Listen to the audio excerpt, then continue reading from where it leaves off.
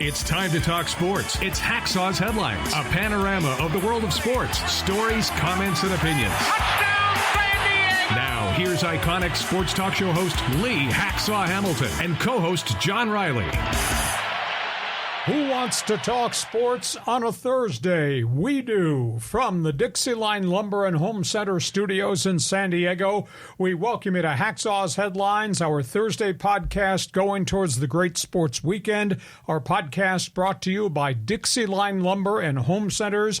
You've got projects at home, at work, on the back patio, near the pool. Think DIXIELINE Lumber. They got the materials. They'll give you ideas.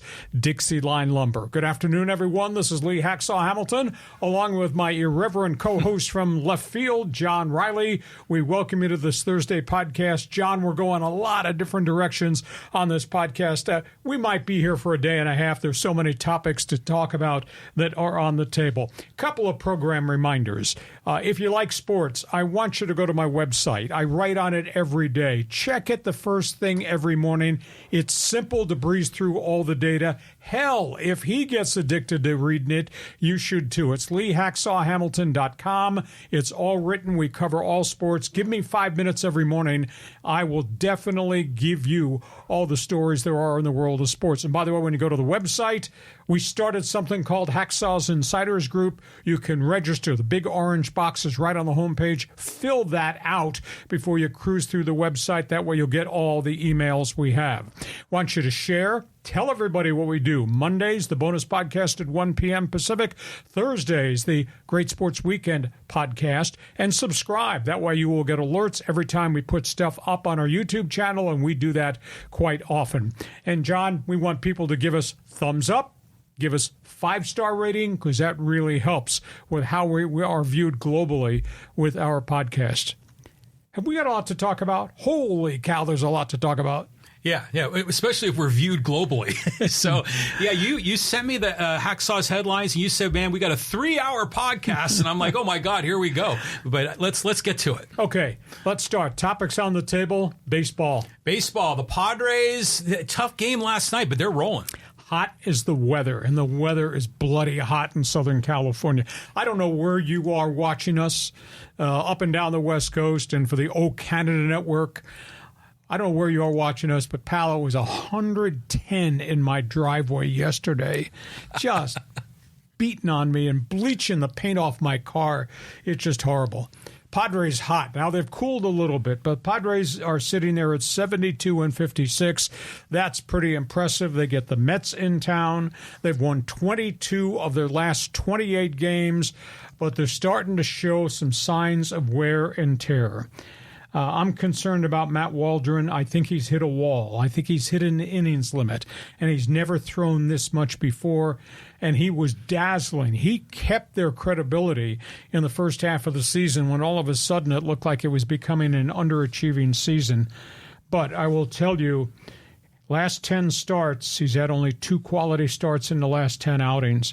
Last 10 starts, his ERA is 7.17. He's given up 12 home runs in his last 10 starts. He's given up a lot of hits, a lot of runs, etc. What they need is a couple of rainouts. What they need is an extra day to get him some rest and try to work on his mechanics. We're sitting here at this point in time with no idea if Yu Darvish is going to re-enter this picture in mid-September. We're sitting here at this point with Fernando Tatis facing a third MRI, the progress recovery from the stress reaction in the thigh bone area. He's getting better, but he's not done any hardcore baseball activities. I'm talking about explosive burst, running down the baselines. I'm talking about side-to-side, chasing stuff in the outfield. He's not even really taking any full batting practice, so I'd be concerned about that. Here come the New York Mets. This is always a good rivalry, and this is an important series, and this will not be an easy series. You know, back, John, when the season started, the Mets were awful. Do you know they're 44-26 since Memorial Day weekend? Really? And they're doing it with a ragtag starting rotation. The Jose Quintanas of the world are pitching better, and they've stayed free of injuries. And Francisco Lindor, Peter Alonso, Brandon Nimmo, those guys are hitting for some power. So I don't think this is going to be a real easy series. Ha-Seong Kim, shoulder injury. disabled list. This is going to take longer than I think anybody realizes because it's the throwing shoulder. Lucky it was not a full dislocation. Lucky it was not a torn labrum, but I think this is going to take some time. He's got some significant inflammation in there. They're probably going to do another MRI. So at this point in time, this is a team that's had a real hot run. This is a team, this bench bunch has really saved them. But now suddenly they're starting to show a little wear and tear with the pitching staff, so I'd be a little bit concerned about that. My co-host is a freaking big Padre fan, even if his opinions are out in left field. John, react. Waldron has been, like you said, he was dazzling in the first half, and you just love the whole knuckleball story and everything that goes with it. But without that knuckleball, he's like a below average pitcher, and he's got a fastball that maybe tops out at 91 or something like that. So if the knuckleball isn't working, then nothing's working. And I think you may be right. I think maybe he's tired, but let's just pretend for a moment that he was removed from the rotation. And Darvish, we still don't know. I mean, who would come into the rotation? Well, they'd have to bring back Randy Vasquez. Oh, yeah. He was pretty competitive. Yes, he was. He'd have a bad outing every inning, or a bad inning every outing, and it'd wind up hurting him. I think was his record. I think was 3-6 when they shipped them back to El Paso. But he's probably the likely one. I'm not sure that Johnny Brito is going to be anybody's major league rotation guy. Waldron, last 54 innings, 56 hits. 42 runs in those 54 innings, 12 bombs. As I said, ERA of 7.17 in his last 10 starts. So he's hit a wall. Michael King has not had stressful innings. Michael King, even though he's over his innings limit, has never thrown this many innings. Doesn't look like physically or mentally he's hit a wall, but Waldron is obviously not the same guy. Okay, that's a Padre page. Well, I want to ask you one question. What's your opinion? Why did the Mets turn it around? You know, some people say it was the grimace throwing out the first pitch. That might be a reach. You might hurt your shoulder reaching that far for that opinion. But they stayed free of injury. I mean, once they got Lindor back in the lineup, and he's had himself a really unsung hero season, and Alonso, who had a lousy start batting average-wise, starting to hit some home runs. Brandon Nimmo has hit some home runs. I think it's just a better team at this point. They have a young catcher by the name of Francisco Alvarez who's hit the ball very well, too.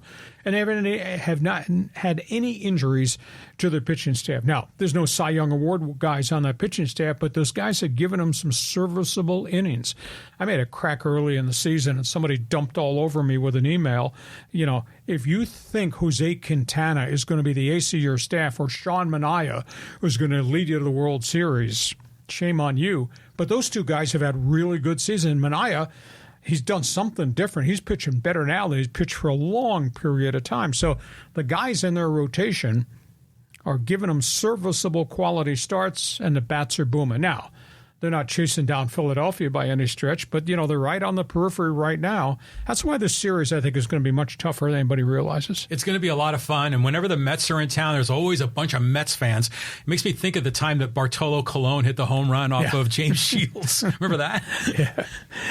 You'll know the Mets are in town because the guy next to you is wearing a cap that says NY, and you can't understand anything he says because of his New York dialect. Okay, we go from Padre baseball. Let's talk next topic on the table. The L.A. Dodgers, drama like a TV show. Oh, that's a great headline. Every day there's something new that's troublesome with the Dodgers. Now, this is hard to believe that we would be so critical and the Dodger fans would be going crazy wanting to remove the manager. The Dodger record is 76-52, John. The Dodgers have won 10 of their last 13, John. The Dodgers have had 18 pitchers on the disabled list. They're about to use their 13th different starting pitcher since June 1st. Now, they're struggling a little bit, and this is really hard because they made all these deals to rent some veterans, but because their injured guys are now coming back off the DL, they just got rid of Jason Hayward, which surprised me because I thought he was a super service sub guy. Got rid of Ahmed Rosario. He got picked up almost immediately. They just got rid of Nick Ahmed, who won 2 games for them and played a really decent shortstop. But that's because all their injured guys are coming back. So they're making some tough decisions. They just DFA'd Brett Honeywell. Now, that was a journeyman pitcher. He used to be in Tampa, was with the Padres or the White Sox. He taught himself how to throw a screwball. He reinvented himself. They DFA'd him with an ERA of 2.22. So the Dodgers having to move guys off the roster to make way for people.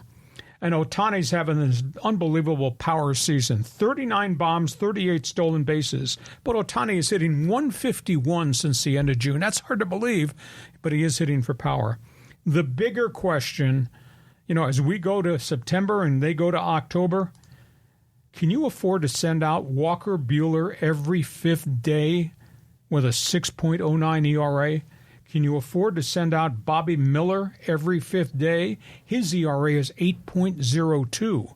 And wow. they've kind of run out of pitchers because they got so many guys on the disabled list. So, man, it's like a TV drama. But they're hitting again because Betts is back, hitting again because Muncy is back, and just flaring balls everywhere.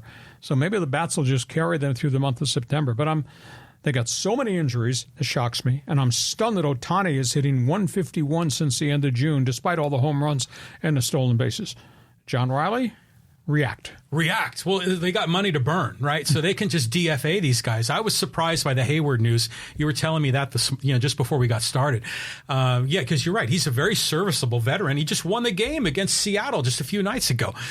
So as the Dodgers start to come back healthy, these veterans, in some cases, it makes you wonder if they're really going to be better than a Hayward or better than an Mohamed Rosario, because those guys were pretty good. Well, they were good in roles, but, Hayward's hitting 202. Yeah, he wins that game. He can hit. He'll go chasing fly balls down, but he's hitting 202, so he's not going to play for you every day. And, Chris Taylor, after just a wretched first half, was hitting the 280s the second half until he got hurt. So you're going to choose Hayward or Chris Taylor, Well, Chris Taylor is always like a Swiss Army knife to me. Exactly. As opposed to a corner outfielder. But it's amazing the Dodgers with all this wealth. They essentially have like a 60-man roster, and they just kind of burn the salaries of the bottom 20. Yeah, so a lot of moves, a lot of drama, and a lot of baseball still to be played. Hey, you're a Padre fan, you're a Dodger fan. Jump online, get in line. The Fans Forum chat box is open for you to call and comment on.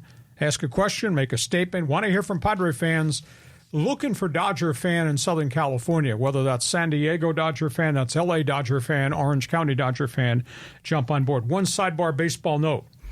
Now we know what the game plan is for the Angels going forward. This story just breaking. The Angels owner Artie Moreno is going to continue to own the team. The Angels have got a very young roster. Angels don't have much left in the farm system. They've just decided they're bringing the general manager back, Perry Manassian, on a 3-year contract extension. Is it because he does what the owner tells him to do? Is it because he's done a good job with player acquisitions? Is it because he gets credit for hiring Ron Washington? Or is it he's just willing to bring in low-budget money players with a minimum payroll and miss the playoffs again? You tell me your response to that. I can't figure out anything with the Angels. And Perry Manassian, when he showed up as the GM, I really didn't know much about him. And, yeah, he was able to sign Ohtani, which was great, and got some other players there. But, yeah, it makes you wonder, is he just doing Artie's bidding and trying to keep that budget low so Artie doesn't lose much money? But when you miss the playoffs, attendance is down 31%. Credibility is down 105% in Orange County among Angel fans. So, well, San Diego already has the proven model that you can sell out the stadium even when you miss the playoffs. If you put a good product on the field, but that takes spending money. Yes, it does. And that has not happened there. So those are all things baseball. Feel free to jump into the Fans Forum chat box. We go from that to what's next. The NFL season's a couple weeks away. Yeah, I'm really looking forward to all of this. Let's just run around the roadmap here. NFL, going to the final weekend of preseason, then roster cuts, then we get to opening day. Let's start with the Chargers and the Lightning Bolt. Justin Herbert has practiced 3 straight days. Justin Herbert is going 100%. He's taking all the snaps now with the number 1 unit. Justin Herbert yesterday, 25 of 29 throwing the football and threw 5 touchdown passes in all scenarios. He looks really razor sharp. The Chargers, to me, they still have questions. Do you really legitimately have quality wide receivers to replace Keenan Allen and Mike Williams? Or does Justin Herbert make everybody around him better so it doesn't matter who's running the routes, he'll get the ball in the right location? We can argue about that. Offensive line, obviously, it's got 3 number 1 draft picks in it, and so far they're playing well with Justin Herbert under center. They got problems in the secondary. They just moved one of their safeties, J.T. Woods, who's a big kid who can run, and he's struggled with the full vision at safety, but they've moved him to outside cornerback, and they're going to crash course him the next 2 weeks, and he'll play outside corner. He might even wind up being the starter. Quentin Johnston, the number 1 pick, makes some catches. He's running better routes, but he's dropped balls the last 2 days in practice, so he's still got a lot of things to do. So that's where we are with Charger football. Raider Nation, Gardner Minshew is your starting quarterback for opening day. His first speech to the team in the locker room, and then he talked to the media. This is my team. This is your team. We're going to go win with this team. Talk is cheap. We'll see. His record is 15-22 as a starter. He has thrown 54 touchdowns in 49 games, but he's thrown 29 interceptions and had 30 fumbles, and he's taken 105 sacks in those 49 games. So he's got some things to prove in terms of calming the act down. Denver, that is your starting quarterback, Bo Nix. Yeah, I think, barring significant injuries, and anybody could get wiped out, I think that Denver is going to be a surprise team. Bo Nix looks like he's the real deal. Sean Payton's got 3 running backs that are finally healthy. He's got 3 wide receivers led by Cortland Sutton and Tim Patrick, both of whom have had massive injuries the last 2 years. They're back. I got to believe that Denver's going to be a bit of a surprise. Kansas City, they're holding their breath. I'm wondering when the NFL is going to drop the hammer on Rashee Rice, who had 75 catches last year. Remember, he's got 8 felonies against him for his auto accidents, drag racing that injured a whole bunch of people, leaving the scene of the accident. League has not ruled on that. They're going to rule on Rashee Rice. I bet he's going to sit a while. And they also lost Marquise Brown, Hollywood Brown. He's out with this collarbone clavicle injury. He's not going to start this season. So I wonder if Kansas City's actually got, I forgot, they got Kadarius Toney. It's not my fault I dropped that ball or lined up offside or ran the right. Not my fault. He's still on the roster. I wonder if Kadarius Toney makes the roster cut. So those are the teams in the AFC West. Just briefly elsewhere. Brandon Ayuk, they have met. The 49ers front office have met. They've now made 3 different offers. The last offer is $28 million per year, which is double what he was making before, has not signed it. And he's dropped hints, I'd rather go play for Mike Tomlin in Pittsburgh. What? So I don't know where Ayuk's head is. But we're a week and a half out from the start of the season, and they don't have their big guy wide receiver there. Now, things can change. Now, he's not holding out. He's in there in the meeting. He refuses to practice. So he's not in cardiovascular shape. We get to opening day. He starts missing games. He loses $813,000 per game. That's a game check. Holy crap. So how long is this hold-in going to go? Dallas, they continue to meet with C.D. Lamb. I've been told that the Dallas last offer was $30 million. C.D. Lamb wants $33 million per season, a lot of it guaranteed. Now, caught 135 balls last season, so that's a Dallas story.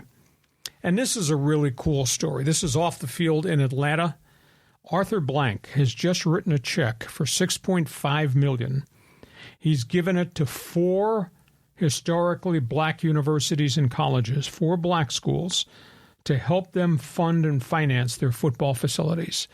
These schools are destitute. Savannah State, Albany State, Clark University, Miles College of Alabama. Arthur Blank says, this is the money. You're going to divide it 4 ways. This will go towards you fixing your football facilities. I think that's so cool. And here's the thing. These players, and for some reason, either they don't pay attention or they're lost sight. These guys are making so much money. You know, there are so many great African-American players in the NFL. Do you think they're aware of what the HBUCs meant? The Alcorn States and the Mississippi Valleys and the Gramblings and the Southerns, who had the first set of black players that went to the NFL? Do they know the heritage of what those small schools delivered to the National Football League back in the day? These guys are making so much money. What would it take for a group of African-American players, and then you'd probably get white players join on board, to each make a contribution to a special fund to distribute to all those African-American black universities to help them either financially, academically, or athletically. And by the way, that stuff is a tax write-off for these guys that are making $14 and $18 million a year. I just don't understand why nobody stepped up and said, follow me, let's help support HBUCs for what they mean to the African-American community and the athletes that go there. Nobody's done it yet, but Arthur Blank just did it. So, John, I threw a lot on the wall here. Go ahead. You want to talk about the Charger quarterback? Does he make everybody better? The gunslinger, Bo Nix. What happens if Kansas City loses those two receivers? You want to go to San Francisco and solve Brandon Ayuk? I'm tired of talking about him and CeeDee Lamb and what Arthur Blank just did. The floor is yours. Well, first I have a question, because you kicked this off talking about Justin Herbert, and he's in camp. And what were the stats you said, like his number of completions? And yesterday, 25 for 29. 25. I mean, that's awesome, by the way. And I think to your point, he does make the players around him better. But how in the hell are you getting those numbers? I mean, are those dig. Yeah, you dig. But I mean, the Chargers don't have a sports information guy putting out data on what's going on the practice field. So you've got sources. You dig. Good for you. I'm not saying for you to reveal your sources. I'm just thinking, how in the hell are you getting your access on this? But to talk about these other teams, I love the Bo Nix story. I thought that Penix and Nix were the two West Coast quarterbacks in the year of the quarterback, and they were in the shadow of Jalen Daniels and some of the other guys and Drake May. And it's nice to see, they can prove that they're legit in the NFL. So I'm rooting for them. The Falcons deal is interesting to me because, first of all, to your point, a lot of these players, they do have a lot of money and they can donate as well. But you said, do they understand the heritage? I think a lot of them don't. In fact, I don't think a lot of them understand the history of the NFL. Mm-hmm. And I think that's not just an NFL thing. I think that's true in every sport where a lot of these players don't know the rich history. But you got to tip a hat to Arthur Blank for doing that, because these days it's become sort of trendy to bash on billionaires. And now here you see a billionaire making some donations to some other schools. I think that's a good thing, and I think we need to hear more about that. Do players understand where Jerry Rice came from? Mississippi Valley State. Yeah. Where did Walter Payton come from? Jackson State. Yeah. Where did Doug Williams come from? Grambling. And you take it farther back into the 60s when the color barrier was first broke. Pittsburgh was one of the first that went to the black schools to scout, and they started drafting the Mean Joe Greens of the world and things like that.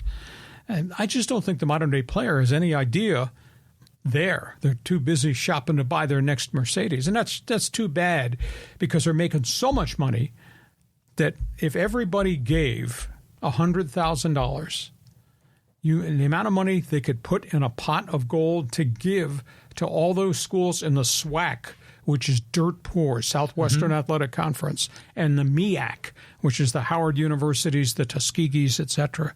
They could help those schools in so many ways, open doors for scholarships for African-American students to come to get a college degree at Tuskegee or places of that nature. I just don't understand why that has not happened. Well, it's not just the HBCUs. I mean, because Max Crosby just donated to his school. So, a lot of the small schools could always use some help. Exactly. Those are topics on the table as it relates to the National Football League. If we hit your hot button, if you got a response, feel free to jump on board. Fans Forum is open for you to be part of the show. We get to halftime.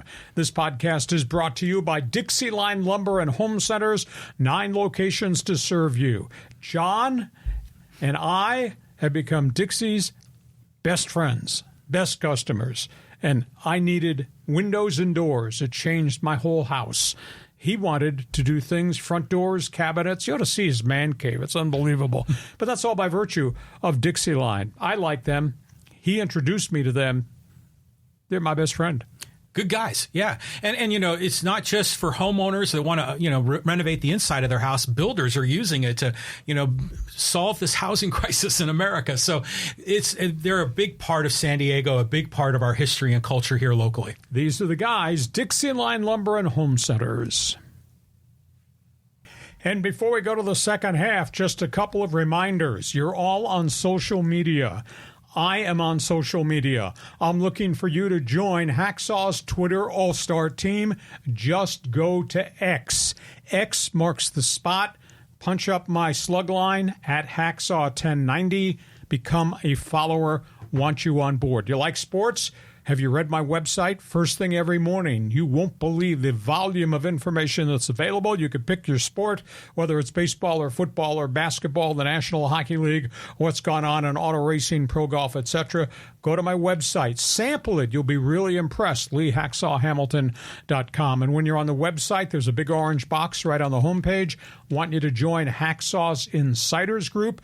That way you'll get direct emails every time we put something special there. Also want to remind you to share, tell everybody what we do Mondays and Thursdays at 1 p.m., and subscribe. You'll get alerts when we put things up on the YouTube channel, and I'm trying to convince this guy, don't post stuff at 3 o'clock in the morning because ding, ding, ding, ding, people's phones will go off. But you'll be able to get the alerts. Give us a thumbs up. Give us a 5-star rating. That really helps with.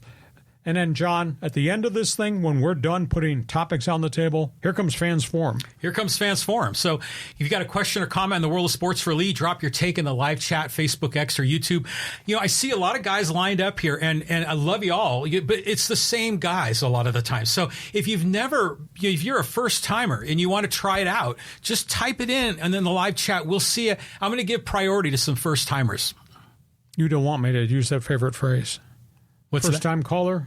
Long-time listener, get off your ass and get in the chat box. There you go. That's exactly right. Okay, we go to the second half. We got some other NFL-related stuff to talk about. Yeah, NFL Sunday Ticket. New news here, Lee? This is back in the front. Now, I don't want you to get upset. You know about the lawsuit, the Sunday Ticket lawsuit that they killed the NFL. The jury said you owe $4.7 billion in damages. The judge then responded through the entire case out of court, overruled what the jury did. The lawyers representing the fans and the businesses that filed the antitrust lawsuit are going to go to the 10th Circuit Court of Appeals. They're going to file an appeal.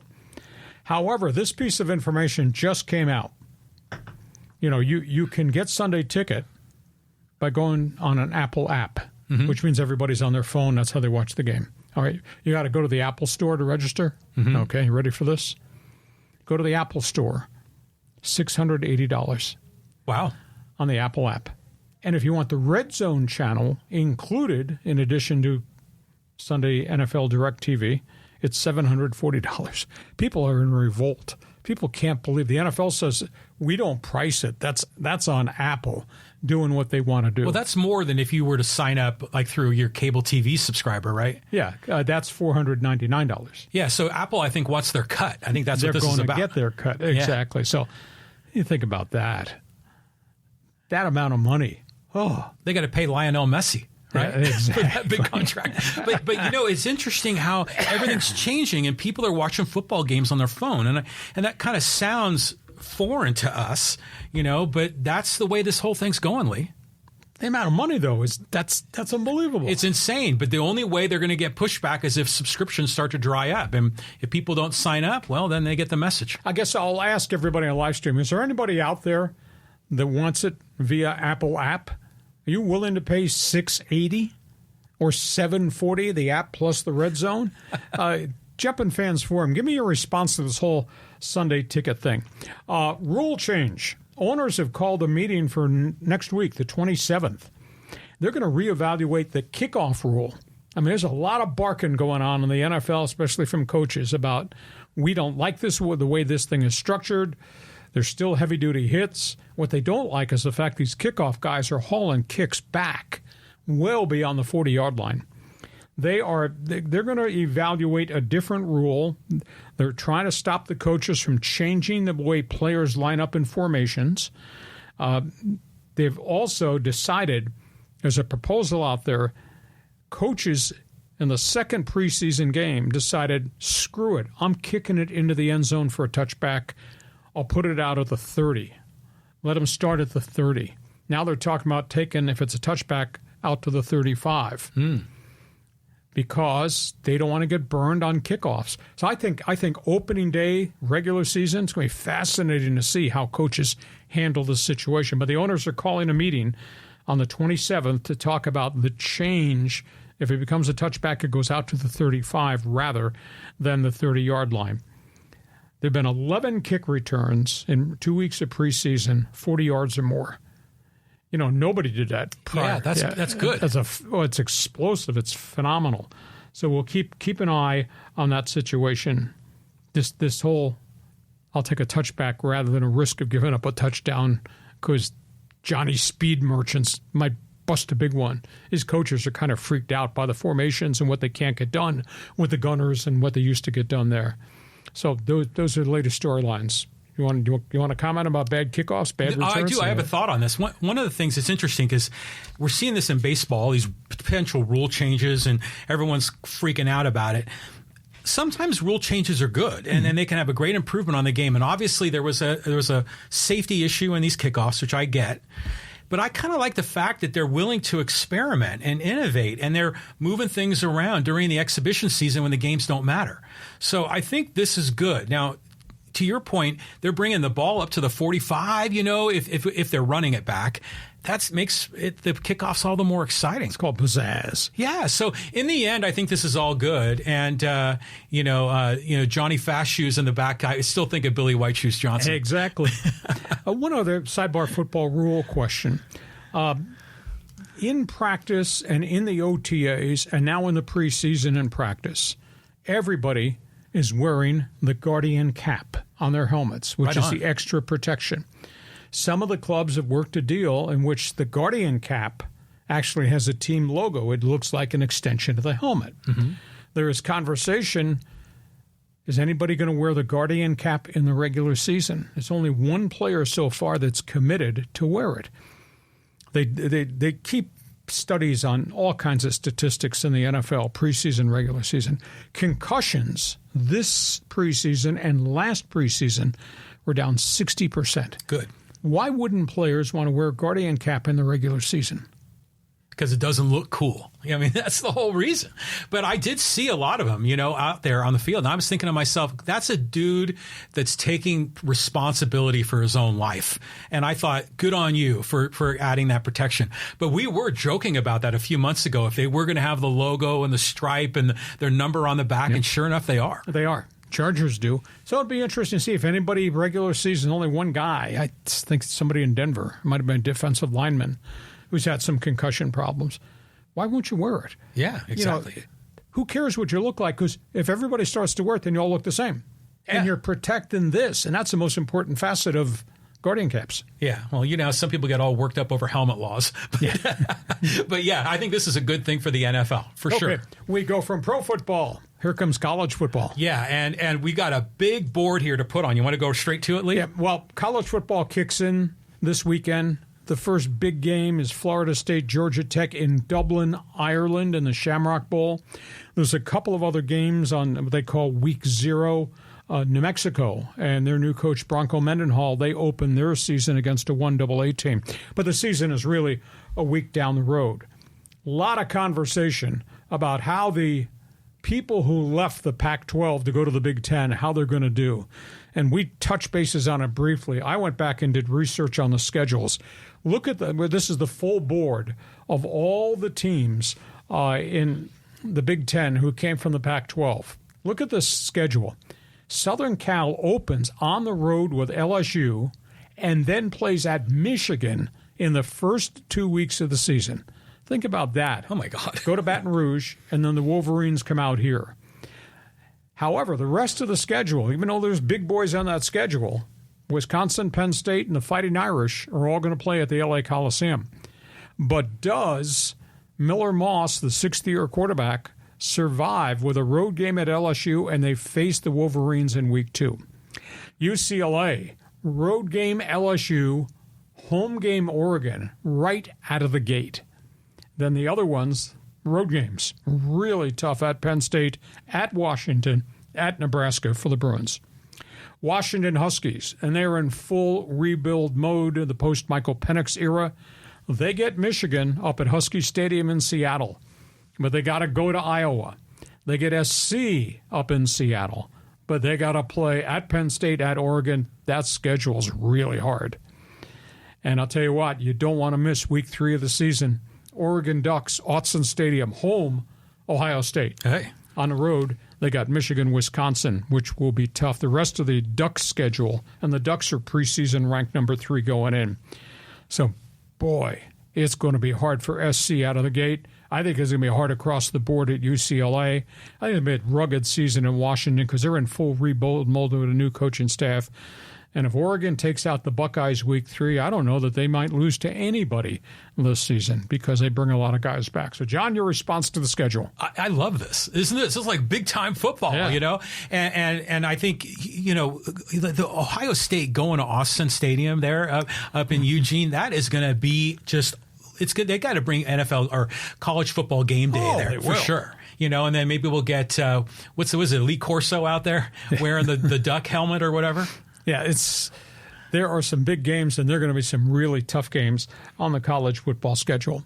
So you got a comment? You want to talk about what we've just posted? USC, UCLA, Oregon. Is this a walk in the park for them? What do you think is going to happen with the Pac-12 teams that now have their mail sent to the Big Ten Conference? Okay, Fans Forum box is open. Need you to jump on board with a question or at least an opinion. From that, Hockey Hotline is open for the O Canada friends that are joining us on the network. Go ahead, John. Yeah, it's 110 in your driveway, and we're talking hockey. It's always the right time to talk hockey. Edmonton Oilers, we talked about this at the end of last week. They got ambushed. The St. Louis Blues gave offer sheets to their top young defenseman, Philip Broberg, and one of their penalty killers, Dylan Holloway.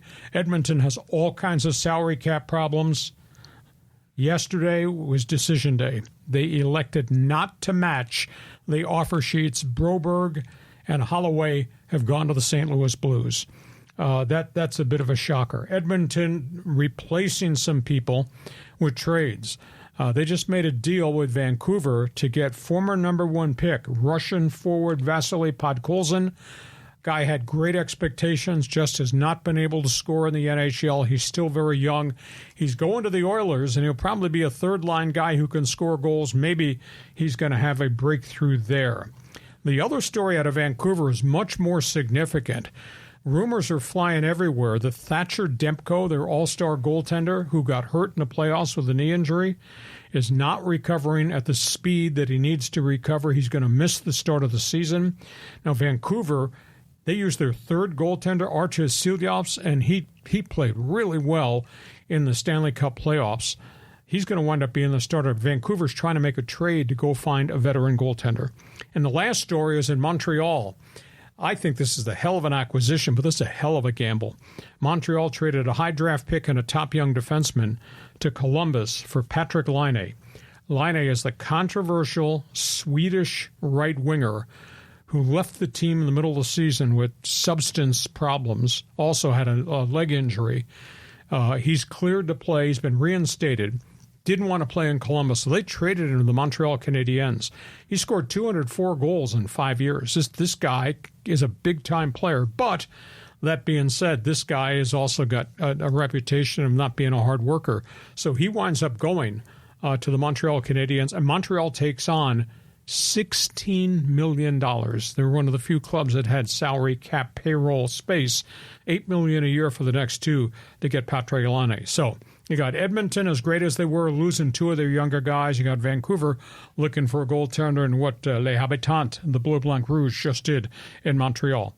And the aspiring hockey fan, John Riley, says, help me understand the schedule that we got for the next 2 or 3 months, because the season begins in early October, right? Right. So do they have camps, and when does that start? That all starts mid-September. Mid-September. There'll be rookie camps. Everybody brings their rookies in early. They play a round-robin tournament.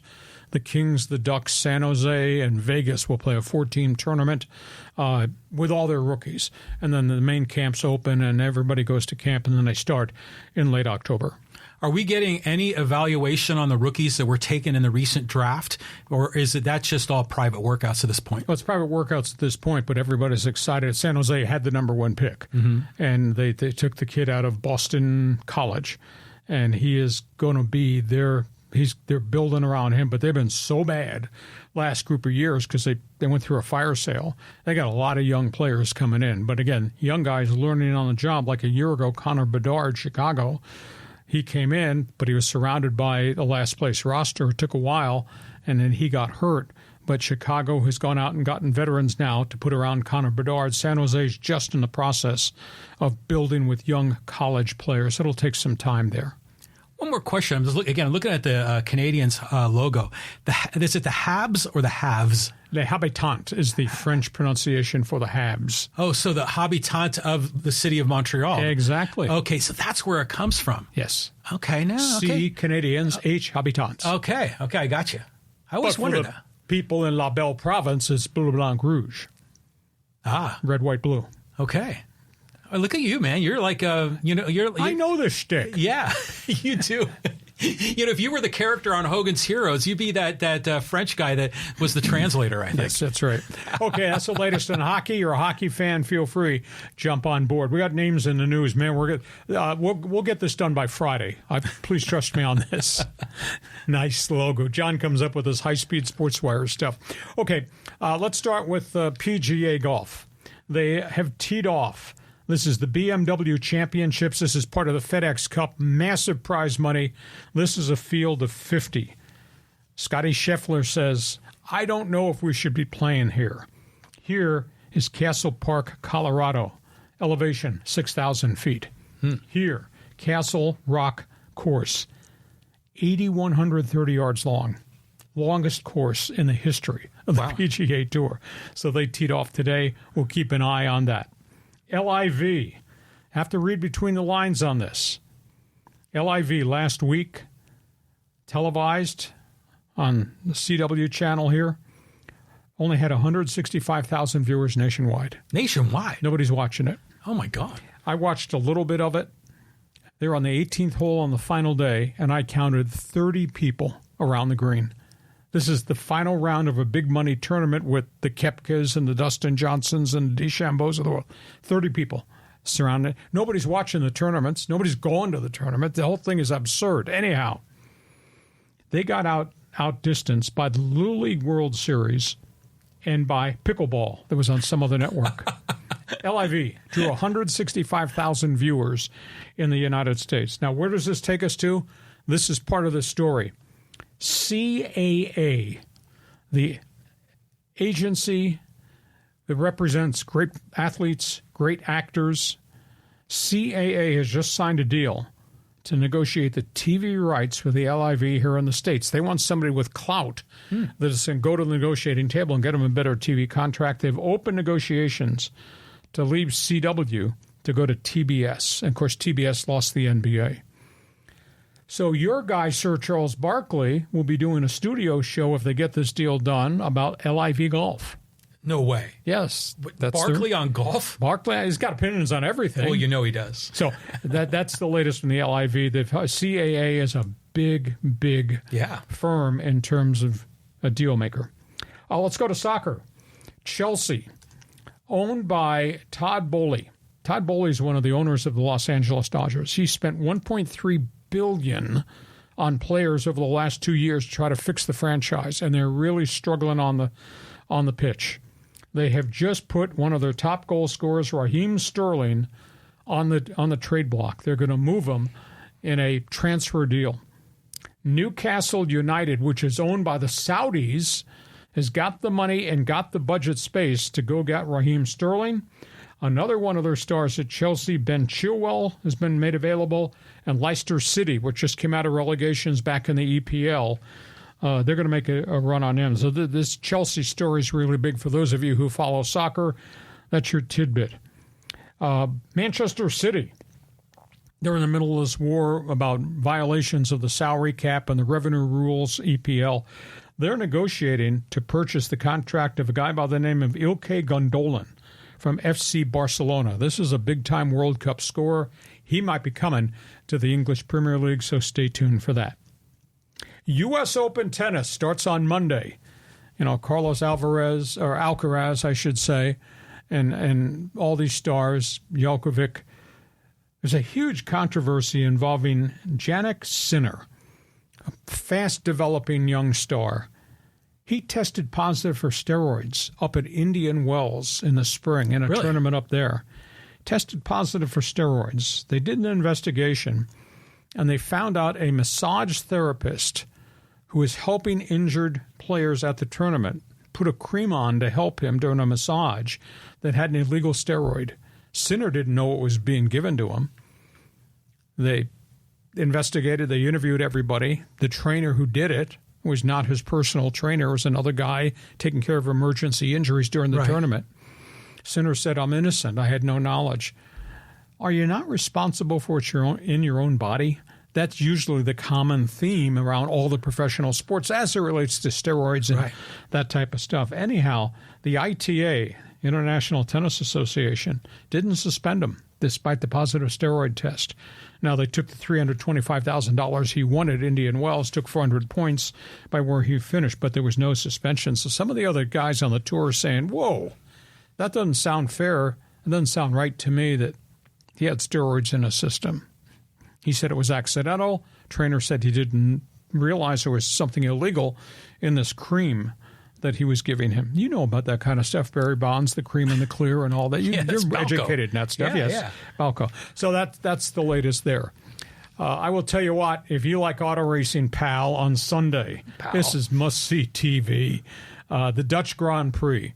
We're talking about the unbelievable meltdown in Formula One racing and all the ill will involving the Red Bull team and their controversial driver, Max Verstappen, the fast-charging Mercedes-Benz, and Sir Lewis Hamilton, who's on his farewell tour, who's leaving Mercedes-Benz after a couple of really bad seasons, who's suddenly gotten hot, and then obviously the mess involving Team McLaren and their outspoken driver, Lando Norris. So if you like auto racing, this is must-see TV because there's a lot of ill will in the paddock, on pit lane, and on the track involving those three teams.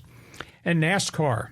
You knew this was coming. We told you about it months ago. Stewart-Haas is folding its entire NASCAR operation because of costs and the fact they've had no success and they can't find sponsors and the red ink is starting to pile up. They just handed out layoff notices to 323 employees in North Carolina at their shops. They're folding 5 of the 6 teams, and they're putting everybody out on the street. Thanksgiving weekend, they just gave them all the advance notification of termination. So that's tough. So those are late-breaking stories that we thought you might find interesting. And I got one other tidbit here for Smart Guy. John and I have known each other a couple of years. We're about to finish our 200th podcast, which is pretty good that we've tolerated each other for this long. Why haven't you done for me what this YouTube guy did for Cristiano Ronaldo, the superstar in soccer? He just went on the YouTube channel, right? Yeah. On yesterday. In the first 6 hours of Ronaldo becoming active on YouTube live stream, 15.4 million subscribers in 6 hours. 6 hours? 6 hours. Wow. Almost broke the system. Went on Facebook. It's got 170 million Facebook followers. And on Instagram, 636 million. Now, you're the smarts behind my podcast. Why haven't you done that for me? We're working on it. We're trying. Those numbers staggering. But you're not as good looking as Cristiano Ronaldo. Yeah. But that's incredible right there. Yeah. I'll tell you what. 15.4 million in the first 6 hours. Yeah, I'm surprised he wasn't on social media already. I mean, so, wow, that's Hooked incredible. up with the right guy, and I'm stuck with some guy in left field. Some guy in left field. Okay, you want to comment on the PGA or the other topics on the table? Well, go ahead. Just real quick, on the PGA, I mean, they're playing at elevation, so I think a Coors Field, the ball goes 10% further. Yeah. So that's probably why that course is so damn long. 8,130. Yeah, so that's kind of interesting, you know. So that'll be fun to watch that. The other comment is the U.S. Open. First of all, the guy that got busted, Sinner, that's a rough last name. You know, he's a really good young player. Oh, he is. Yeah, I'm sure he is. But there's been these situations in other sports where a player, and you can give them to a degree a benefit of the doubt that they got a steroid unbeknownst to them. Yeah, I mean, you subscribe to the whole Barry Bonds bullshit. Oh, no. I don't subscribe to that. That's clear BS. But there are certainly situations, I think, where players have accidentally, gotten something in their food or whatever. And to your point, they are responsible for what they put in their body.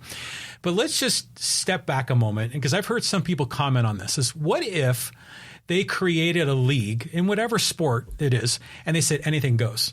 Like, no, you can have as many steroids as you want. Everyone's going to be jacked up. I mean, do you think that would ever work? I don't know. You're big. I mean, I know that you kept score. I don't know how you kept score on breakdancing in the Olympics. You'd probably subscribe to watch whatever the Super League is, Super Steroid League. I just think it's kind of a funny idea. But in the end, it's really hard to police this sort of thing, So it makes sense that these organizations are being hardcore on it. And to you said the other tennis players, they're like, hey, man, this guy was juicing.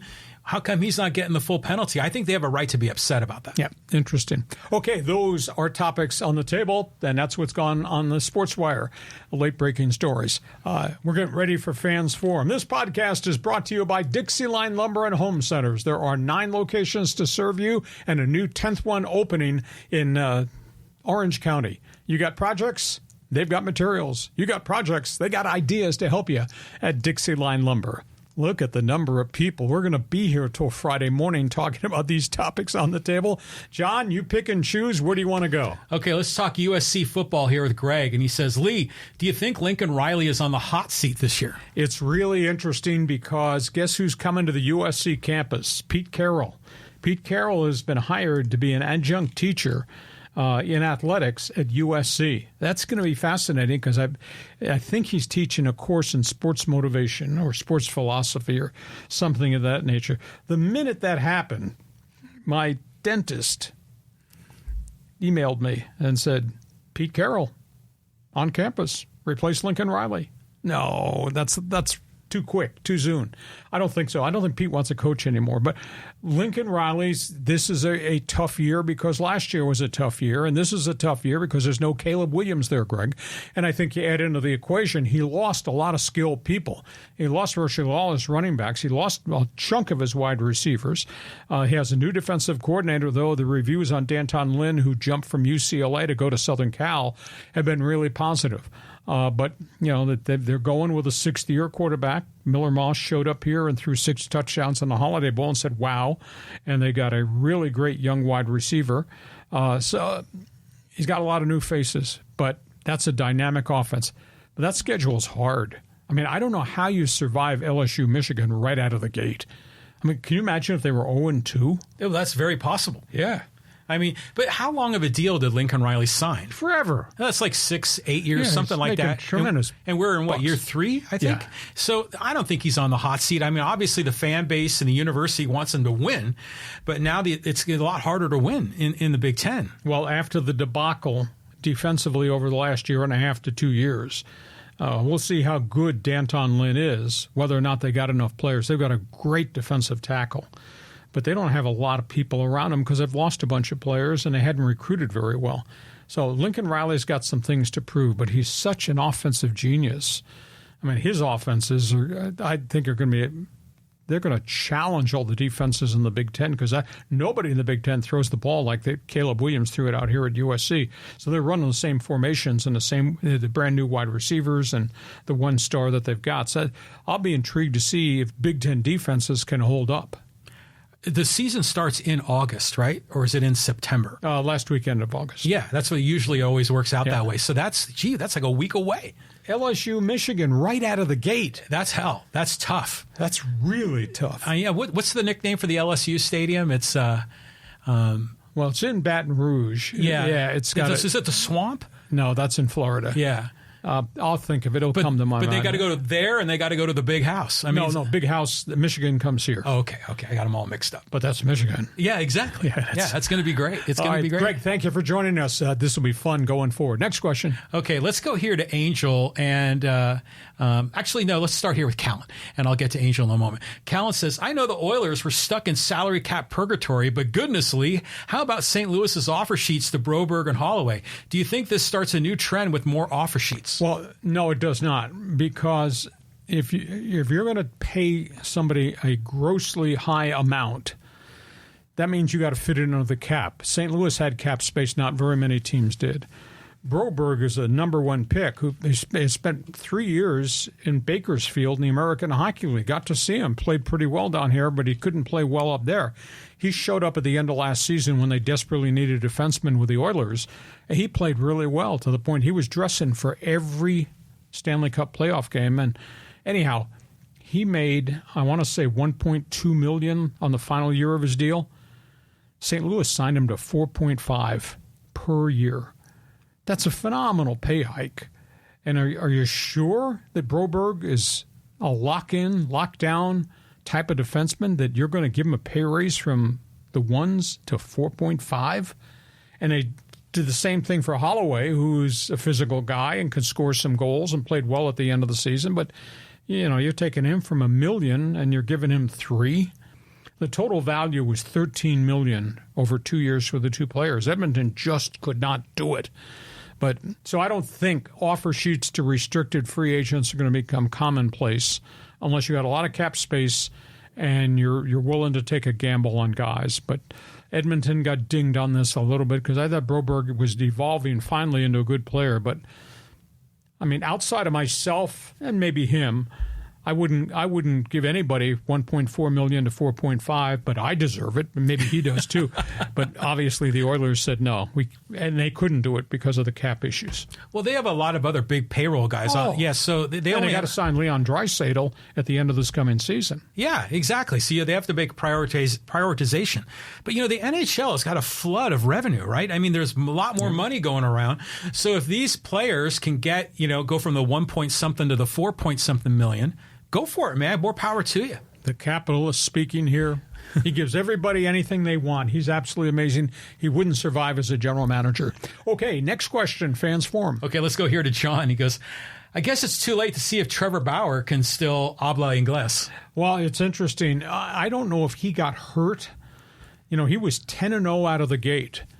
And I've not been able to find that he's pitched in the last 2 weeks. So I don't know if there's an arm injury but nobody's touching him because he's toxic.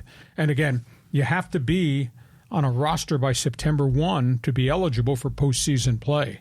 And at this point, I've heard nothing that anybody's interested in signing Trevor Bauer. And like I say, I've tried to keep tabs on the Mexico City, what's their nickname? Diablos. Diablos, yeah. Try to keep tab on a week-by-week basis. And he has not, I don't think he's pitched in the last 2 weeks. So there may be some type of arm injury, but he was 10-0 out of the gate with a 1.50 ERA. Dude's legit. I mean, he's a great pitcher. I just saw a video, I think it was on Twitter or Instagram, and it was in a, like a hitting facility that has a mound, because it's indoors. And Bauer was pitching. It was a a minor league batter. And they had the camera behind the catcher. And so I could see the movement of the ball. It was like unbelievable. Yep. And he threw the curve, he threw the slider, he threw the 2-seam and the 4-seam. And that hitter didn't have a chance. So I'm shocked that he still hasn't gotten a second chance forgiveness in the Major League Baseball. Colin Kaepernick didn't. No. So maybe Trevor Bauer's walking down that same road. I like you, I'm stunned. John, thank you for the question. Okay, let's go to Angel now, and this is a two-parter. First about the Padres. Should be a fun series between the Padres and Mets. San Diego has been the hottest team unless they have a September collapse. They should be in the playoff. As for the Mets, it's the power of the grimace. That's what Riley said. They dug a big hole, had a bunch of injuries in the everyday lineup. Their pitching has been really stable. I mean, we talked at the front end of the show. If you had told me the Mets would be in a wild card playoff chase with Sean Manaea and Jose Quintana as the front of the rotation guys, you told me that in spring. I said, nah, you've been drinking too much. But those guys have pitched really well, and they've hung in there. And they had, they lost Edwin Diaz, the closer, for about the first half of the season. He came back and he wasn't right, but he's dialed it in since that point of time. So they like Carlos Mendoza. I think he's done a good job as their manager. So collectively, they're playing pretty well together. And like I said, I think 44-26 since Memorial Day. They're just a shade above 500, so that shows you how really raunchy they were first couple of months of the season. But this will be a good series. And Padres can't afford to get on a skid here because the Dodgers are 4 up on them right now, and Arizona's got all these injuries, and that's a big issue. Arizona's lost 3 of their best bats. They're all on the DL, and Arizona can't afford to slip too far back either. It wasn't too long ago that we did one of those 1-minute vertical videos where you were bashing on the Yankees, the Mets, and the Padres, saying that the big money spending isn't working. These teams they're blowing up their economic model. It's all failing. And now look, the Mets are back, the Padres are back, the Yankees are right there, so everything changes. You want me to say I'm sorry? No, it's just the world changes, right? Okay. So this is the other half of Angel's question. He goes, I'm going to miss Brent Honeywell. He had the coolest name in Dodgers history since Rick Honeycutt. He was a very highly regarded pitcher with Tampa Bay, and then he hurt his elbow. And he bounced around and he lost his ability to pitch. And he wound up in Pittsburgh. He taught himself how to throw the screwball in Pittsburgh, and he started to pitch well. And then he wound up going to the Dodgers. Now, they DFA'd him because they got a roster numbers problem. They had to get somebody on the 40-man roster. Somebody had to come off, and he was the last guy there. So if he goes to Oklahoma City over this next month, I think he's going to come back if somebody else gets hurt. And you got Walker Buehler can't get people out, and Bobby Miller is just struggling with his mechanics and location. And if you can't trust either of them in the playoffs, you have to remove them from the playoff roster because you can't start them, then maybe Honeywell winds up. We just have to see when you are DFA'd. If I DFA you from this podcast, I have 10 days to trade you or release you or get you to agree to go do somebody else's podcast in the minor leagues. So there's a 10-day window for Honeywell to accept the assignment or the Dodgers to make a decision what they're going to do. Goes to Oak City, I bet maybe he comes back. Dude's got a lot of skill. And I remember when he was on the Padres, I would watch him, and I was always rooting for him because he was the big prospect. He had a lot of injuries, but you could tell that when he was on the mound, his mind was constantly going, and he would get frustrated with himself or frustrated with the umpire. I think he's his own worst enemy. Could be, but he was learning a new pitch. That takes time to configure how to control it. And it's like Matt Waldron saved the Padres the first half of the season, and he's hit a wall. He's hit a wall with innings. I don't know if they've figured out the knuckleball or he's lost his faith in the knuckleball, and the knuckleball helps set up the 91-mile-an-hour fastball. To what you said early on the podcast, he's just become a mid-level pitcher who can't control the knuckleball, and he can't get by with a 91-mile-an-hour fastball, curveball, whatever else he throws. But it takes time, and Honeywell had to teach himself the screwball, and I was very impressed. When he pitched with the Padres, he was messing around with it. He went to the Dodgers, and he just started to throw it a lot. And like I say, anybody's got a 2.21 ERA should probably still be in the major leagues. He's just kind of a victim of these numbers crunch games that the Dodgers have to play now that they're getting all these injured guys back. But he goes to Oak City for another couple of weeks. He might be back, and he's already eligible to be on the postseason roster as, setup guy, long relief guy, etc. Yeah, he'll land somewhere. But I do like Angel's point, Honeycutt, Honeywell, it's easy to mix those up, especially when they're both wearing Dodger uniforms. All right, we move on. Next question. Okay, let's go here to Chris. And he says, saw frustrated Fryer sounding off from Oceanside. Pods have been seemingly 5 out or 6 games out for months, and the Dodgers' lead is growing. Their depth and arrogance is allowing them to DFA 300 hitters like Rosario and clubhouse leader Jason Hayward. Arizona will not lose, and Tanner Scott is throwing beach balls. Damn it. Is it time to panic? Reaction. Well, my reaction is I was concerned right from the get-go with the numbers and depth they have in the bullpen. I thought Mike Schilt was going to the bullpen an awful lot. Tanner Scott pitched 5 times in 7 days. He hasn't been the same since. So they got to be judicious how many times they call on certain guys here. But, the Padres, let's be honest, Padres at one point were 9.5 back, and they got that number down to 2. Now, that's when the Dodgers had the whole world on the disabled list.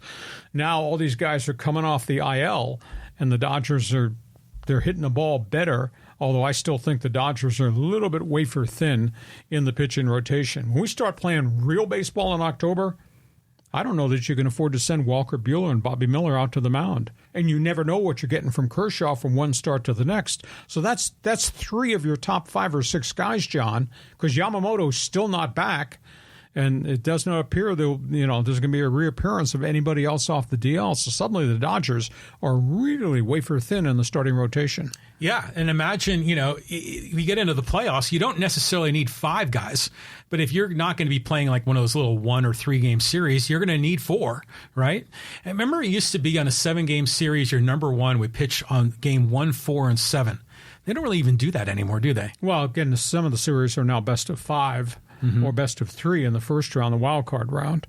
But some of that's got to do with days off because they do space it now.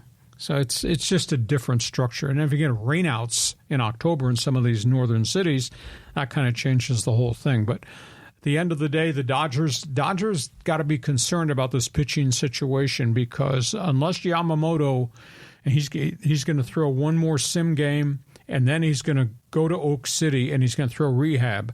But even if he comes back the second week of September, I think that's target date. He's only coming back to throw 40 or 50 pitches. He's coming back for 4 or 5 innings. He's not coming back the way he was before he got hurt. So the Dodgers suddenly, I just think, have a pitching shortage problem with the rotation. I mean, if you got to use bullpen days in the playoffs, pal, you got a problem. It's just too much chaos with their roster. It's called drama. It's drama. Like you said, it's like a TV show. As a Padre fan, though, I'm not panicking for the Padres. I mean, they just beat Minnesota 2 out of 3. I mean, they beat Cleveland. They beat Baltimore. Yeah. I mean, they're playing really good ball. But there is no Kim, and their pitching staff's starting to look a little threadbare.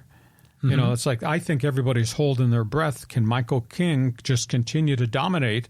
Because he's well beyond what he ever threw before innings. He's not the problem. No, I'm not saying problem, but you wake all of a sudden, he could be fatigued. We know what's happened to Waldron. Right. And I don't know if there's going to be a Yu Darvish sighting. I would think by the first week of September, if he's coming back, he needs to be back because he needs to get some game experience to get ready for whatever postseason looks like. You know what's cool about the whole Yu Darvish deal is that, generally speaking, everyone's been very respectful of his situation. Yes. They haven't been probing, and usually the TMZ or someone will come up with some crazy storyline on this. So I'm hopeful he comes back, and if he's still throwing, he's working out, then I think there's a chance. Yeah, but he'll also need ramp up time at the major league level. Oh, of course. He'll need rehab games, things of that nature. So we'll just track it as it goes. Chris, thank you for joining us on Fans Forum. Okay, let's move on and let's go to we already worked in Cal. Let's go here to Neil. He had a couple of them. He goes, first of all, checking in from the Arco parking lot in San Dimas. But Neil went on to say, I thought it was kind of a funny one. He was taking a crack at me. Where was it? It's you got to find that one. Yeah, if it's, there it is. You, yeah. Go ahead. Vetting must have missed John's diverse sports knowledge to keep up with the saw. Listen, it's all his responsibility. I would not be here doing this if it were not him. We would not be a success if it were not for me, because he does have crackpot opinions from left field, but that's okay. There's a balance here. He knows the IT technical stuff, and I know sports. Oh, no, I don't mean to say that. No, but it is cool. I mean, speaking for myself, I've always been a longtime fan of you. What the hell's wrong with you? Well, this is the best 15 minutes of sports, man. I never missed that back in the 90s.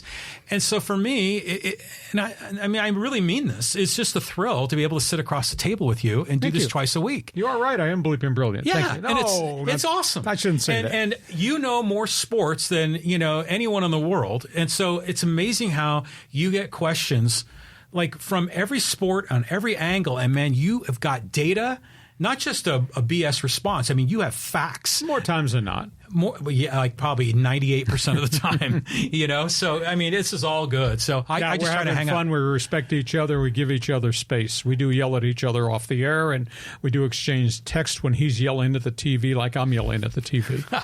Okay, here, Gregory had a comment. He goes, hey, Lee, Patrick Lane is born in Finland, not Sweden. I was close. I've visited both. That's right.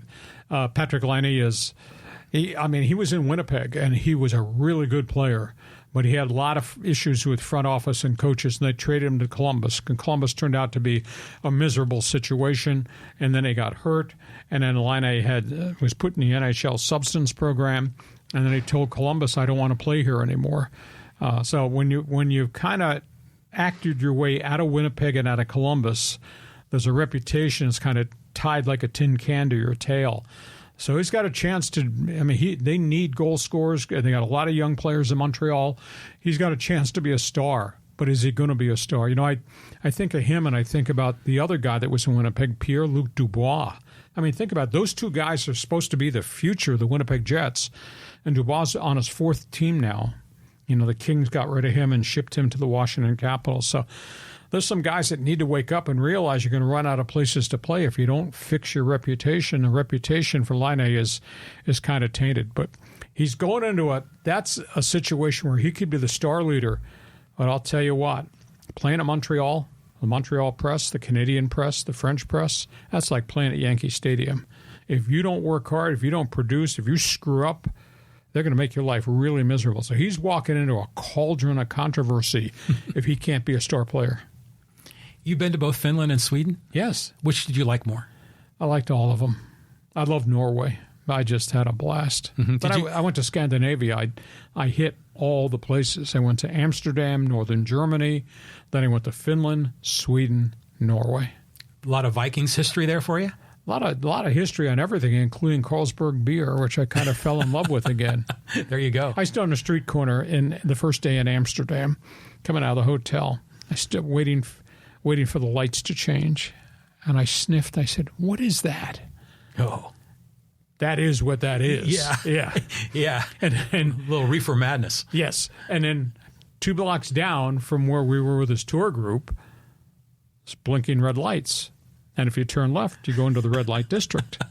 And wifey wouldn't let me turn left. I want to go down and see it. The girls in the windows. Yeah.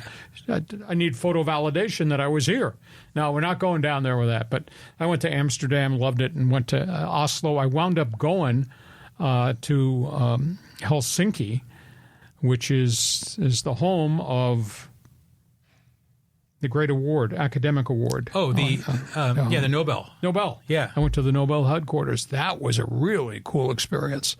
And then I went to northern Norway, up on the fjords, which are magnificent. It was just, what an experience that was. So, and then Helsinki was flat country, and I was in southern part of Finland.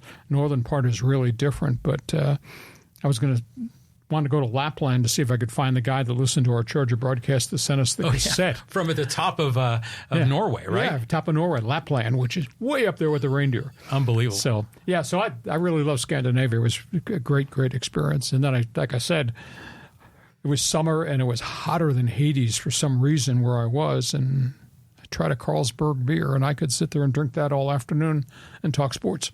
That's good living, man. Yeah, I love the TV show Vikings when they're in those fjords and all this. It's a really good show. Okay, Gregory had another comment helping us out here. He says the LSU stadium nickname is Death Valley. That's right, Baton Rouge, Death Valley. Yeah. So I love how these stadiums have like their own sort of brand. Their persona. Their persona, the identity. What are some of your favorite stadiums you've visited? I like Autzen Stadium. It is so electric up in Eugene, Oregon. It's really cool. Husky Stadium, right on the lake, on Mont Lake. Beautiful facility. Coliseum's different. I like the Coliseum. I did Trojans football for 3 years, but it's so big. It's so mammoth. It's so old. It's got a different feel. Rose Bowl is kind of cool because you're sitting right there. You're right on top of the game in Pasadena. Arizona Stadium, home of the Wildcats, that's kind of off way back. Sun Devil Stadium was neat, at least Sun Devil Stadium when I was there, because that was massive. It was big. It was 72,000. Arizona State was really, really successful. Strangest one is a small stadium in Pullman, Washington State. Mm-hmm. It's like built into the side of the campus, and it's like seats 30,000. And you go there in late fall, man, the wind blows through Martin Stadium. It is so raw and so cold because it's up on the Palouse. It's near Spokane, and it gets cold up there. That's a tough place to play. As Mike Price, the coach, used to say, it's cougar weather. We love it up here. It's cougar weather. So didn't like Berkeley Stadium, home of Cal. Stanford's new stadium is neat, but it's empty because hardly anybody goes to the games, which is kind of sad because Stanford's had some good seasons under the former head coach David Shaw. So I've been all these different places. Strangest place I broadcast from more recently, the Kibbe Dome, Moscow, Idaho. Dome Stadium. For the University of Idaho Vandals. They play in a dome. Yeah. They're the ones that have the field goal goalpost right against the wall. Yeah. Right? Yeah. And then Northern Arizona, the Lumberjacks, they play in a dome stadium in Flagstaff. But that's, they don't, if they get 12,000, that's a big crowd for them. It's just a strange environment. Now, the Arizona State Stadium, if I remember, is sort of built into one of those red rock facades. And isn't that kind of near where the Angels spring training is too? Well, that's Diablo Stadium. That's the other side of Tempe. Okay. But no, it's right on the edge of the campus. It's monstrously big. I mean, when I worked in Ohio, I'd been to Ohio State and Michigan games, and that's a phenomenal experience. And I came out here, and that was 72,000 at Sun Devil Stadium when I did Arizona State football. It was just a really different experience. But because it's so bloody hot there, we were in an enclosed press box. You had sound that was pumped into our headsets from a microphone, but that was a glass enclosed press box, air conditioned, because it's so unbelievably hot. Mm-hmm. So. It's cool. Your history and all the places that you've been. I mean, literally, you could write 20 books. I bet. No, I don't have time for 20 books because I'm doing this. Weirdest place I went, and I just revisited it. When I first broke into broadcasting, and we'll get back to more important questions in a second. When I first broke into broadcasting, I did Division III football for a place called Hamilton College in upstate New York. Hamilton College Continentals. Mm-hmm. It's kind of like a small Ivy League campus, etc. So we traveled. We played games in New England, at Bowdoin in Maine, and Tufts in Massachusetts, and Bill Belichick's school, Williams College in Massachusetts. I did a game at St. Lawrence University up in way upstate New York, small academic school. And we played up there in November, and it's bloody cold in the northern Adirondacks, and we froze. So anyhow, about 4 years ago, I decided I was going to travel the Adirondacks, and I drove through the northern Adirondacks, upstate New York, and I wound up in Canton, New York, which is where St. Lawrence and Potsdam University are, and Clarkson College. So I parked in this lot and looked across the field. So that's the stadium I was in.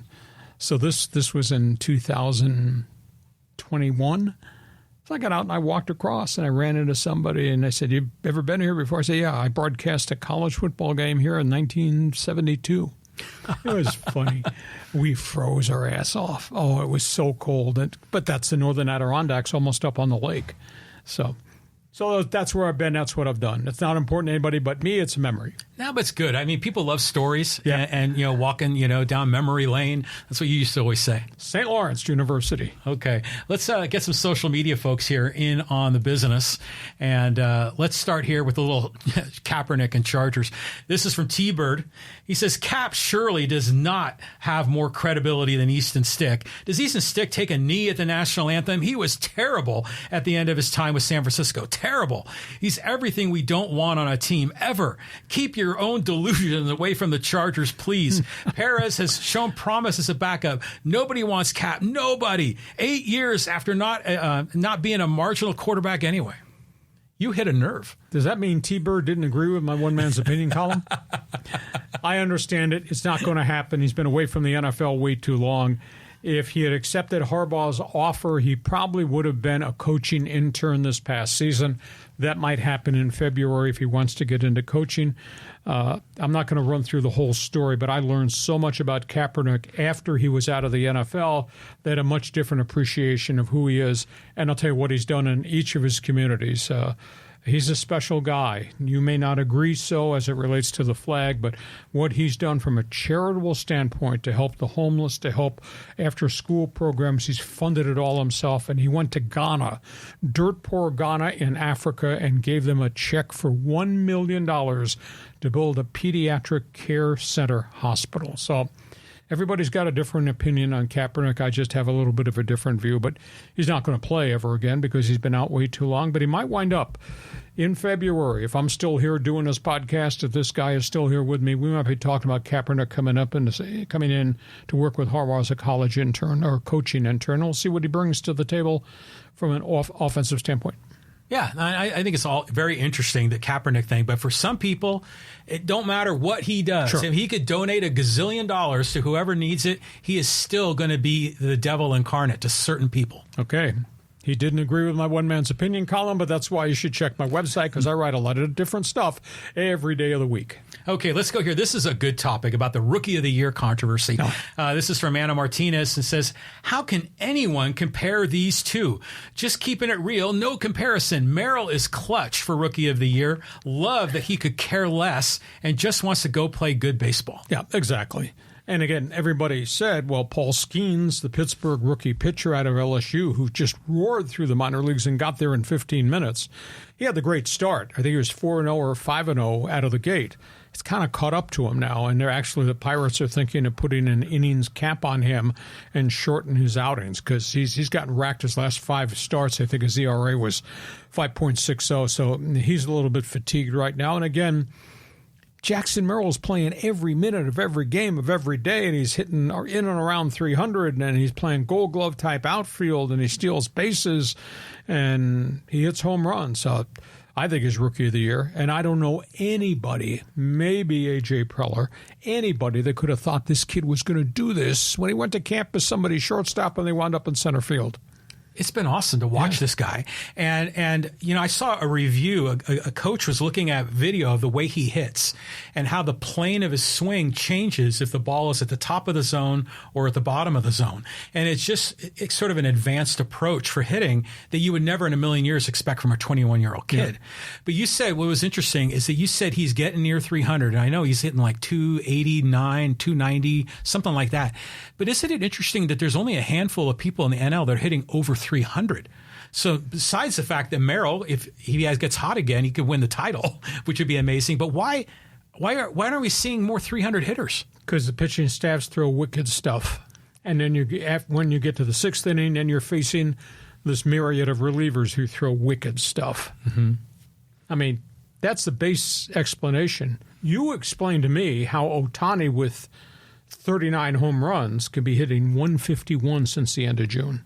That is mind-blowing to me. I mean, a lot of things I can sort of rationalize, but I cannot rationalize that one at all. And you'd say fatigue, but he's not doing anything except studying pitchers and video and swinging a bat 4 times a game. He's not playing in the outfield, running into walls. He's not pitching.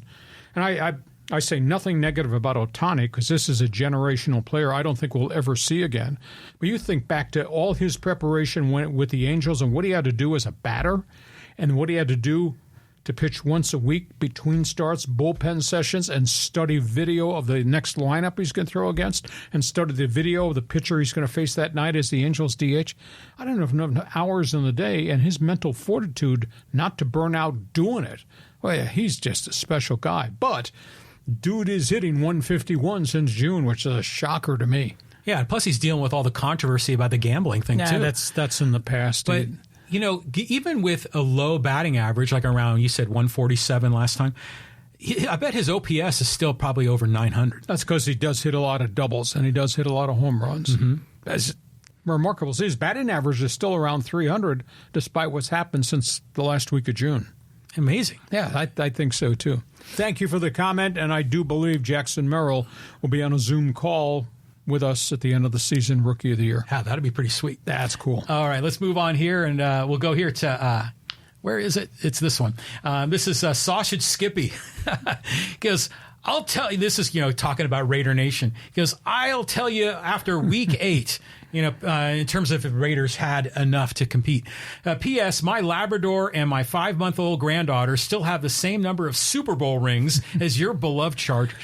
Well, Sausage Man, why don't you just worry about the opening weekend of the season at SoFi Stadium? Gardner Minshew, Justin Herbert. Because we'll just have to wait and see what happens in week 1. Because if the Raiders are going to be what you think the Raiders are going to be at week 8, they better win week 1 against the Bolts. And that would be impressive if they do. But that's Gardner Minshew, who's hot and cold, the gunslinger. That's Gardner Minshew lining up against Joey Bosa, Khalil Mack. This new look package of linebackers are 7 deep at linebacker, and that's Jesse Minter's blitz team. This Gardner Minshew has taken 105 quarterback sacks in his career for 49 or 51 career starts, whatever the number is. So let's just see what happens in week 1, and then we can argue more about where the Raiders are going to be in week 2, or as you would say, week 8. It's going to be, I can't wait for the NFL season to start. I just love the matchups. Oh, it's going to be awesome, especially week 1 for these two teams facing off against each other. It's interesting when you shared the numbers about Minshew, and he has more touchdowns than games played, which is good. You'd expect that. But the ratio was like 2 touchdowns for every 1 interception, where you need that to be like 4-1, 6-1. No, 51-24, that's a great ratio. But then when you tack on 30 fumbles. Yeah, that's horrible. Yeah. And then you tack on, I think it was 105 quarterback sacks. That's just way too much indecision making plays. Mm-hmm. So we'll just find out opening weekend, and then Skippy will be back, and either I'll be paying him off or he'll be buying beer for all of us. Yeah, Raider fans still will never forget the fact that they have 3 Super Bowl rings. You can never take it away from them, and it just pisses Charger fans off to no end. That was back in the day. I mean, that was a few third downs ago. Yeah, that was Ken Stabler and 2 Jim Plunketts, if I recall. That's true. Yeah, so that was a long time. Okay, let's get the last social media in here. A little more Dodger comments. This is from RVR Saki. It says, it's MLB, and they had that stupid pitching clock.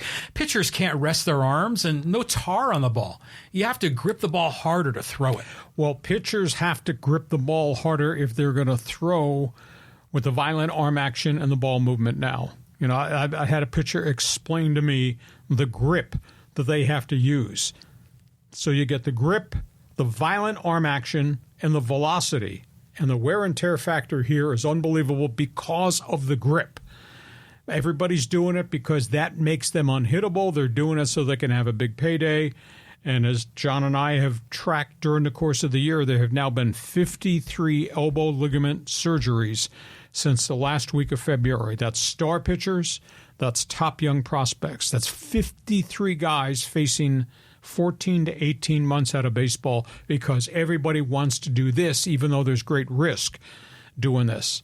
And you can't convince these pitchers not to do it because they want to excel and they want to be stars, and that means mega contracts. It's tough. Would I do it? I'd have to think long and hard before if I do that, because I'm putting my career at unbelievable risk. I mean, 5 of the top Dodger minor leaguers who've been in the show and pitched and now got hurt, they've all had the same injury. So there's a big question. Are the Dodgers counseling them maybe not to do this because you know what's going to happen? Big issue. Well, the incentive structure is such that they're going to do everything they can to throw 105 miles an hour and have just a wicked slider, because that's how they're getting paid. But it's interesting he brings up the pitch clock. A lot of people are blaming that. The sticky stuff, which I was surprised was it legal before they banned it, or did they just not enforce it? They didn't enforce it, and then it became happenstance. It happened a lot. And then they started to crack down. If we're going to crack down on your guy using steroids in San Francisco, we're going to crack down on my pitcher loading up. Yeah. And so they have. I mean, the minute you get caught, you get ejected, doesn't matter what the explanation and the appeal is, you're gone 10 games. 10 games out of a pennant race is a lot. 10 games is a lot of salary that you don't get. But yet there's still some guys think they can hide this stuff inside their glove or behind their ear, etc. But they crack down on that just like they crack down on this. Now pitchers who used to use rosin and sweat as a way to grip the ball can't even really use that. And now that's why the pitchers have gone to this delivery with this pitcher, which puts all the stress on your elbow. Yeah, I mean, I could totally see it, because sometimes you ever get a brand new baseball that's slippery. Oh, yeah. And it's really hard to throw it. And if the seams are kind of shallow, there's nothing to really push off of when you throw the ball. Well, they use Mississippi mud. Mm-hmm. The home team does. They rub all the balls up. There's 24 dozen balls that get treated with Mississippi Delta mud to take the shine off it to make it more gritty so you can handle it. Well, what about Gaylord Perry? Because he threw the spitball. But the spitball, I can't imagine. I mean, is it literally spit that people put on the ball? Or Vaseline or some substance. Vaseline, I could see how that would affect it. I always wondered how spitting on a ball was going to really make it dance more. Well, it's just the grip, right? It's the grip. Your fingers are wet.